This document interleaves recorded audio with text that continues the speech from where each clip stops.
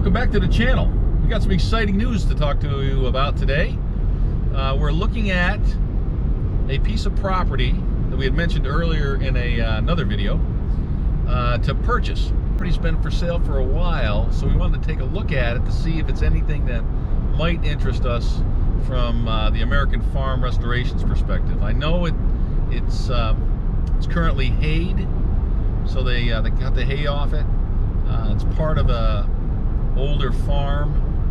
Subdivided off the older farm a while back, but we're going to take a look at it today to see if it's anything that maybe we can put a deal together with the owner.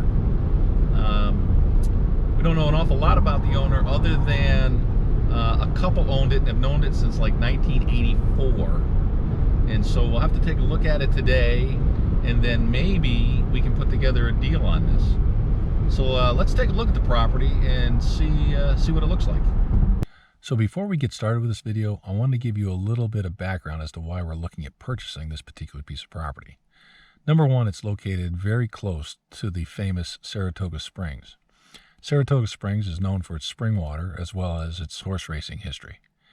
In addition, Saratoga County is the scene of the famous Saratoga battlefield involving the Revolutionary War. So when we look at this piece of property, we said, you know, it's got a great historical significance to it. It's close by to some very historical sites, and it has easy access to those sites via some major highway systems.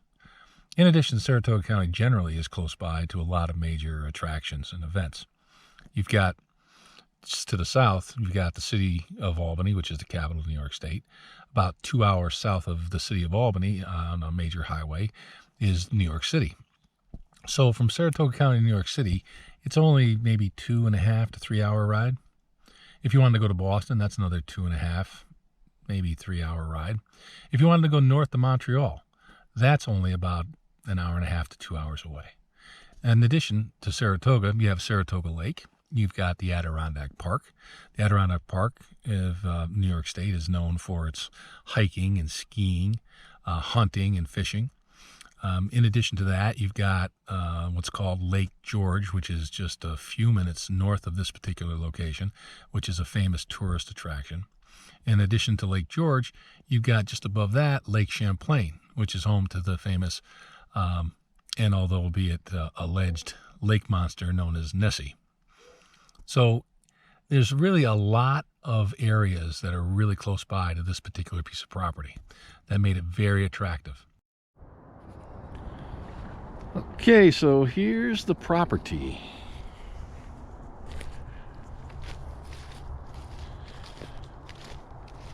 It's about 20 acres of land.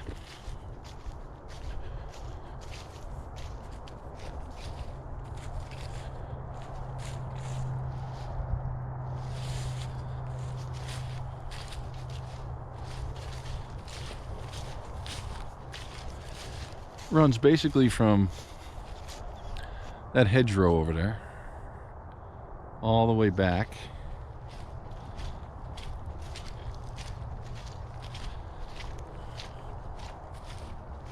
along that sort of ridge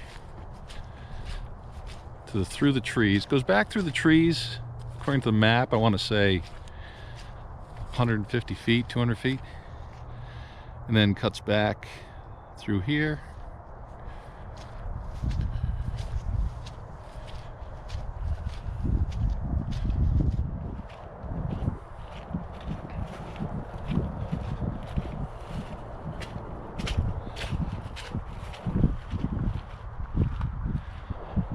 So people first bought it, I think in 1984, 85, something like that. And they came out here and they dug a foundation, which is right here. You can kind of see the remnants of it. And it was huge. It's like big enough for a 5,500 square foot house, something like that. It's got to be 60 feet that way and 30, 40 feet in the back. It's probably a drop off of maybe 5 feet, 6 feet here, and then it's about 2 feet in the back. And they put the spoils when they dug it out in those mounds you kind of see here, and they didn't do anything with it. They just left it for like 40 years, 30 some years. So it's all grown in. And then the property sort of runs along a road frontage, which is through that brambles, and it comes over here, and there's a drop off on the other side of those trees. Probably goes down 30-40 feet to a creek, and the property line's right in the middle of the creek. And then it runs along that creek, which again is on the other side of those trees, past that pine up there, and it runs back probably another 150 feet through the end of the property there, and then cuts back across to the point over there. So it's sort of a big rectangle or big square, but it's a pretty piece of property. There's a farm on the other side of those trees with a neighbor who we met. It seems like a nice enough guy. There's another neighbor you can see over there, solar panels on their roof. I think that lot's 20 acres with the lot. And then I think there's another 20 they own behind it. So there's like 40 acres over there. But that's it. And there's a few other neighbors up the street. A couple issues with the property. One is I'm not really sure how wet it is. You can see that they've had some rain last 3 days. So a lot of that could be just rainwater. The other issue is power. The closest power pole is about 600-700 feet away, so we got to look into that. The other issue is, you know, is there water out here? Because there's no public water. It's going to be a drilled well situation, so we need to look into that. And then, of course, being the wetness of the ground, we have to look into that to see what the groundwater table is and how it perks for a septic system if you're going to put a house out here. And more important to that is this particular town has a 3-foot rule, and the 3-foot rule means that wherever the highest water table point is, your foundation floor has to be 3 feet above that high water mark. So we need to figure out what the water table is, because if the water table is only like 2 or 3 feet below the ground, and you know you want to have a full basement in your house, then you know you want an 8 or 9 foot ceiling in your basement, you can see that the house is going to kind of stick out of the ground like 6-7 feet, which means you got to bring in 6-7 feet of fill, and that's probably cost prohibitive, because you're not like you're going to be able to you know, that mound of dirt right there is probably not enough to go around a house, you know, 6 or 7 feet, you know, and then you got settlement issues and everything else. So there's some further investigation we got to do into this site as to whether or not this would be appropriate for farm restorations or not. But it is part of an old farm. That parcel over there was part of the farm, and this part over here is part of the farm, and I think originally it was connected to the farm across the creek. So we'll have to see.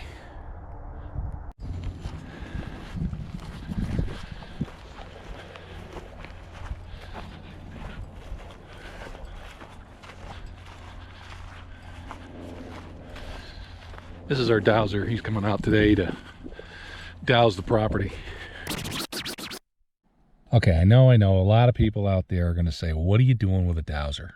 You know, that's a lot of foolishness. It's got nothing to do with, you know, reality. It's just a waste of money. And you know what? This particular individual I have used on several occasions to douse property for me, and every time he's been spot on. He can tell you the depth approximately, and he's always been within 10 or 15 feet that you have to drill to get the water. He'll tell you the quality of the water. He'll tell you the quantity of the water, like gallons per minute. He'll tell you like if it's good water in the sense of you know, sulfur or iron in it. He can even tell you the direction of flow. Now, I haven't been able to verify direction of flow, but on every other thing, on quality, quantity, and depth of drill, he's been on the money every time I've used him. So I trust him to come out and tell me whether or not there's water. And if he says there is, and he tells me it's good quality, then I'm going to believe him that that's the fact. And we're going to have a well driller come out if we buy the property and verify that. So our dowser uses welding rod inside brake line tubing to douse the property. And those rods, as they cross, will tell him where in fact there is any water. So first he does is do a general cursory review of, you know, the area to see if he believes there's any water out there. Then he will go along and actually locate the vein. He'll put a flag in the ground where the vein starts and then as he traverses the vein, he'll put a flag in where it ends. Once he does that, he'll then find the location of the center of the vein, which will be the best location to put a well into, and he'll mark that with a red flag. And you can see him right here doing that, marking the center of this vein. So right now he's trying to determine the depth of the well and then the quality and quantity of the water. And what he found was 125 feet down, there's a vein that is about 8 feet wide, and that will produce approximately 19 gallons of water on a scale from 0 being swamp water and 10 being probably the holiest of water you could find. He says the quality of the water is about an 8, no sulfur, no iron. He said the direction of flow was north to south.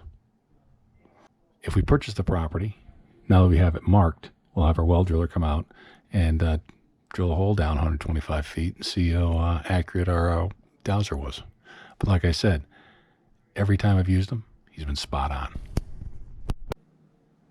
So next on our list was to do a soil test out there at the site. And you can tell from the video that there's some snow on the ground. We've got a couple inches of snow, but prior to that, about 2 days, there was nothing but rain that came down. And we thought that the first nice clear day we could get out there and take a look at the soils because the ground had not frozen, so it should continue to perk and we'd be able to find the general water table.